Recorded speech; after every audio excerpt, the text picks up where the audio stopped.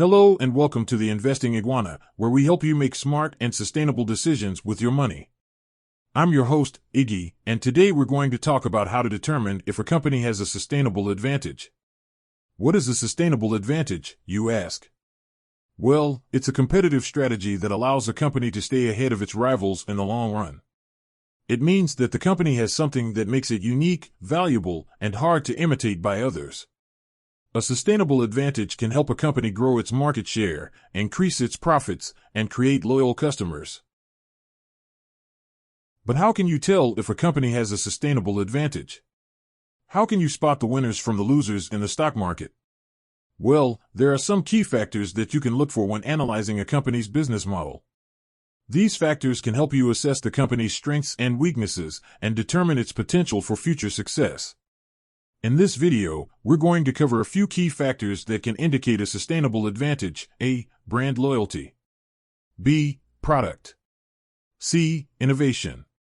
E. Intellectual property. And F. Cost leadership. Let's start with brand loyalty. Brand loyalty is when customers keep buying from a company because they trust and like its brand. A strong brand can create an emotional connection with customers and make them less likely to switch to competitors. A strong brand can also charge higher prices, attract new customers, and reduce marketing costs. Some examples of companies with strong brand loyalty are Apple, Amazon, and Starbucks. These companies have loyal fans who love their products and services and are willing to pay a premium for them. They also have distinctive logos, slogans, and designs that make them stand out from the crowd. How can you measure brand loyalty? Well, one way is to look at the company's customer retention rate. This is the percentage of customers who stay with the company over a period of time. A high retention rate means that customers are satisfied and loyal. Another way is to look at the company's Net Promoter Score. This is the percentage of customers who would recommend the company to others minus the percentage who would not. A high Net Promoter Score means that customers are happy and enthusiastic. The second factor is product innovation. Product innovation is when a company creates new or improved products or services that meet customer needs better than existing ones.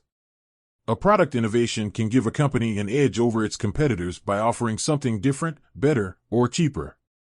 A product innovation can also open up new markets, increase customer satisfaction, and enhance the company's reputation.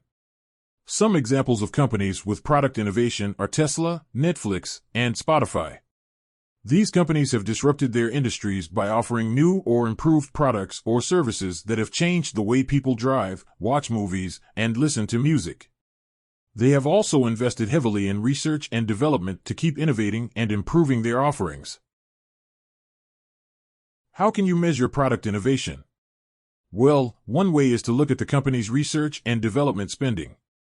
This is the amount of money that the company spends on creating new or improved products or services. A high R&D spending means that the company is committed to innovation and growth. Another way is to look at the company's patent portfolio. This is the number and quality of patents that the company owns or licenses for its products or services.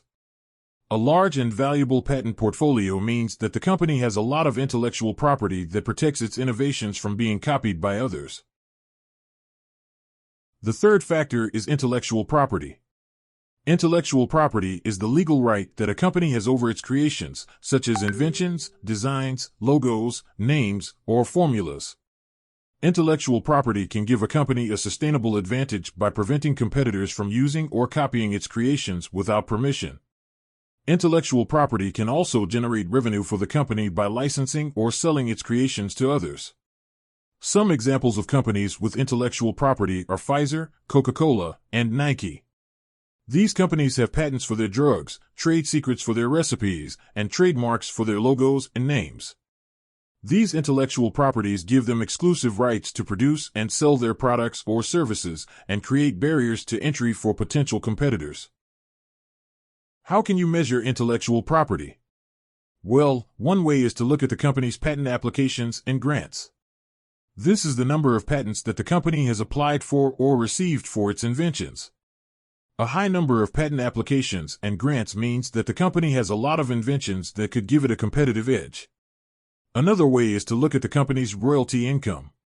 This is the amount of money that the company receives from licensing or selling its intellectual property to others. A high royalty income means that the company has a lot of valuable intellectual property that others are willing to pay for. The fourth factor is cost leadership. Cost leadership is when a company produces or sells its products or services at a lower cost than its competitors.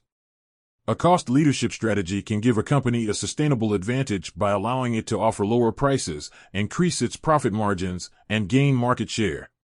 Some examples of companies with cost leadership are Walmart, Costco, and IKEA. These companies have achieved low costs by using economies of scale, efficient operations, bulk purchasing, and self-service models. They have also passed on their cost savings to their customers by offering low prices and discounts. How can you measure cost leadership? Well, one way is to look at the company's operating margin. This is the percentage of revenue that the company keeps as profit after paying for its operating expenses such as wages, rents, and utilities. A high operating margin means that the company is efficient and profitable. Another way is to look at the company's price-to-earnings ratio. This is the ratio of the company's stock price to its earnings per share. A low price-to-earnings ratio means that the company is undervalued and cheap. Of course, these factors are not mutually exclusive, and some companies may have more than one of them. For example, Apple has both brand loyalty and product innovation, while Pfizer has both intellectual property and cost leadership. The more factors a company has, the stronger its sustainable advantage is likely to be. However, having a sustainable advantage does not guarantee success. A company still needs to monitor its performance, adapt to changing customer needs, and respond to competitive threats. A sustainable advantage can also erode over time as competitors catch up, customers switch preferences, or regulations change. Therefore, a company needs to constantly review its strategy and look for ways to improve or renew its sustainable advantage. That's all for today's video on how to determine if a company has a sustainable advantage. I hope you found it useful and informative. If you did, please like, share, and subscribe to the Investing Iguana for more videos on investing topics. And don't forget to leave your comments below on what you think about sustainable advantage or any questions you have on this topic. I'd love to hear from you. Thanks for watching, and see you next time on the Investing Iguana.